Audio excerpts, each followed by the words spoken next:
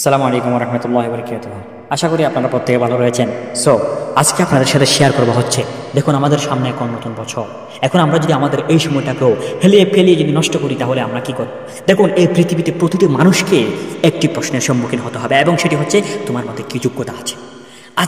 আজকের এই জেনারেশনে দাঁড়িয়েছে, ছেলে হোক মেয়ে হোক, আজ না হয় কাল, কাল না হয় পরশু, অবশ্যই সবাইকে এই প্রশ্নের সম্মুখীন হতে হবে যে তুমি কি করো। এ কথা আমাদেরকে জিজ্ঞেস করবে। তাই আমাদের সবাইকে পরিবর্তন হতেই হবে।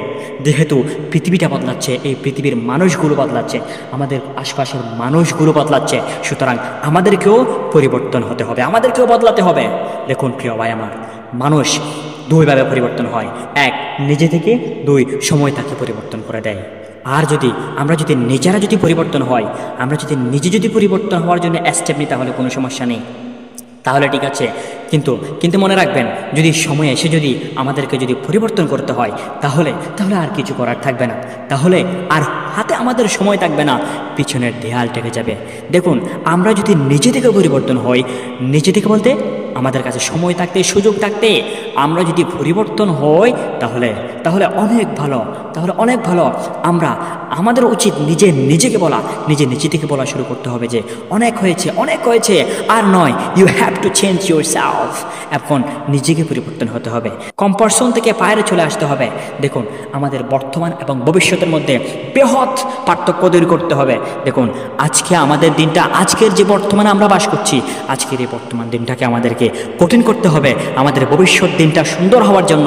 দেখুন প্রিয় ভাই আমার, আজকে আমাদের শরীরের মধ্যে জোশ আসে, মনের মধ্যে অনেক পাওয়ার রয়েছে, কিন্তু ভবিষ্যতে 5-10 বছর পর গিয়ে, কিছু বছর পরে গিয়ে সেটা আর থাকবে না, সেটা আস্তে আস্তে নেভে যাবে সেই সময়টা। তাই আমি সবার কাছে অনুরোধ করব, এটাকে হেলায় হারিয়েন না, এদিকে সঠিক জায়গায় সঠিকভাবে ব্যবহার করুন। দেখুন, সফলতার আগের জীবন এবং সফলতার পরের জীবনের মধ্যে আসমান জমিন পার্থক্য রয়েছে।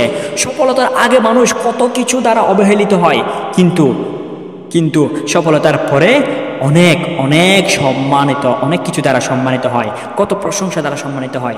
দেখুন, হ্যাঁ, আমরা কিন্তু পরিবর্তন হব আমাদের জীবনটা সুন্দর করে আখিরাতে পাওয়ার জন্য।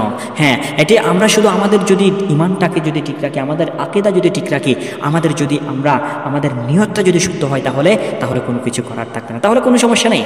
আল্লাহ সুবহানাহু ওয়া তাআলা আমাদেরকে দিবেন, কিন্তু আমাদের নিয়তটা পরিশুদ্ধ রাখতে হবে। দেখুন, আমি আবার বলবো যে আমাদের খারাপ সময় এসে আমাদেরকে পরিবর্তন করে দিতে হয়, তাহলে মানুষ থেকে মানসিক পেশেন্টের জন্য প্রিয় ভাই আমার, এখনও আমাদের হাতে অনেক সময় আছে, নিজেকে সময় থাকতে চেঞ্জ করে ফেলতে হবে। দেখুন, আমাদেরকে শুরুতে মানুষ বলবে না যে তোমার মধ্যে এই যোগ্যতা আছে, তোমার মধ্যে এই ট্যালেন্ট আছে, তুমি পারবে, মানুষ আমাদেরকে বলবে না।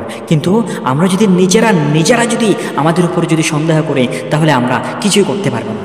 মানুষ যখন বলবে, আমাদের কাছে আমাদের কাছ থেকে মানুষ ভরসা রাখবে না, মানুষ যখন বলবে তুমি পারবে না, তোমার মধ্যে এই যোগ্যতা নেই, তখন আমাদের নিজেদেরকে বলতে হবে নো, আমি পারবো, আমি পারবো।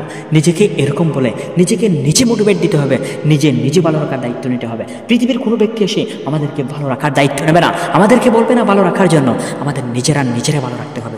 ওকে, সবাই ভালো থাকবেন, সুস্থ থাকবেন, আমার জন্য দোয়া করবেন, ইনশাল্লাহ আমিও আপনাদের সবার জন্য দোয়া করবো। আসসালামু আলাইকুম রহমতুল্লাহ।